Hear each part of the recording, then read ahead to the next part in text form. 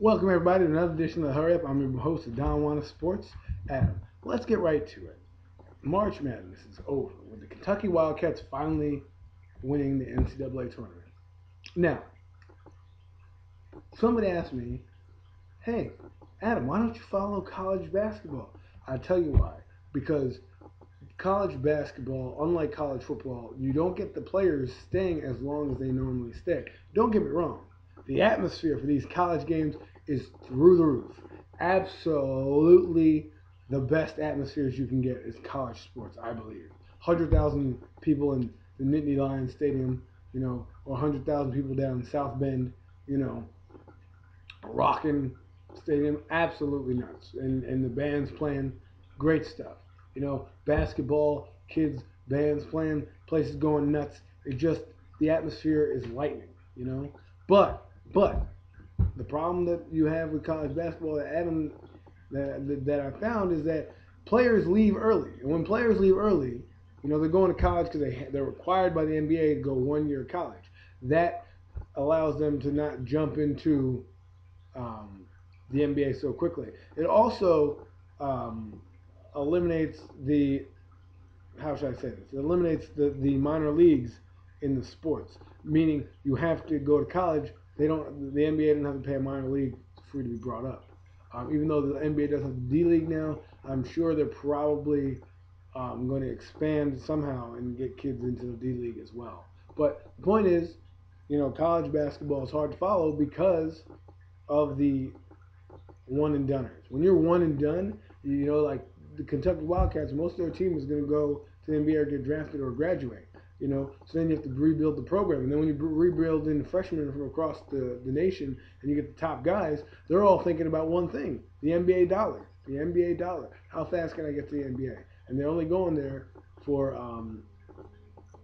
one reason. That's to fill the criteria needed to go to the NBA. Somebody asked me, "Hey, would you want an NFL player to be drafted from high school?" Not at all. Let me ask yourself this. Ask yourself this question. Think about it. When you were 18, right, and if you played sports of any kind, would you want to be hit by Ray Lewis going over the middle? Brian Urlacher? I know. So, to me, I don't believe, that the football program is good enough. I do believe football needs minor league. That's what I believe. Because you get probably better quality of play with minor league football, and the guys can come up longer. But football is such a condensed game, and your time is so limited that being in the minor leagues is not like in baseball where you can be called up, drop down, and do rehab starts. What the NFL is trying to do now is trying to have the injury reserve thing not be so debilitating to a roster. So if a guy can come back in 6 weeks, then he can come back in 6 weeks. So that changes the whole dynamic of the team. Instead of, let's say, in the New York Jets and you have Tim Tebow and he's IR for the year and you have all these packages for him and he really is healthy by week 8, you can use him. Could be for a playoff push, fresh legs, whatever it is. So the differences in those sports is big, but we're really talking about the college avenue. That's really why I had to touch base with people. People were asking about the Final Four. You follow it. It's great. March Madness. I don't think March Madness this year, for some reason, didn't have the same buzz that it normally does. Usually it's like running rampant, but, and everybody's talking about it this year. I feel like it didn't have the same particular buzz. But with that being said, let's move on. It's springtime now, everybody. And what that means is the spring training is about to end and opening day is about to start. Opening day is one of the best days of the year because it ushers in the beginning of a new season in baseball, the beginning of a new season weather-wise, and usually what baseball brings is great weather, and you have something to look forward to. It's the national pastime, right? So that's why I look forward to the baseball era. As for Yankees and Mets, it's going to be a tough season for the Mets, but you know what? There's hope. When they add an extra wild card to the playoff picture, it's extra hope. It makes everybody believe. And let me tell you something. You look over at your football rivals. You saw what the Giants did. You look over at what the Rangers are doing. You look at the Knicks that are trying to scrape and scrap for the playoffs. You just got to believe sometimes. And sometimes it's got to be the guys in the locker room that kind of come together instead of and not listening to the outsiders. Because when you do that and you start pointing fingers, that's how you get crushed as a team. Before we close out the show, I just wanted to talk about the NFL draft coming up soon, and this is really a chance for you to see how your team goes about business. Because everyone's talking about, and if you're in New York, they're talking about the Jets and the Giants.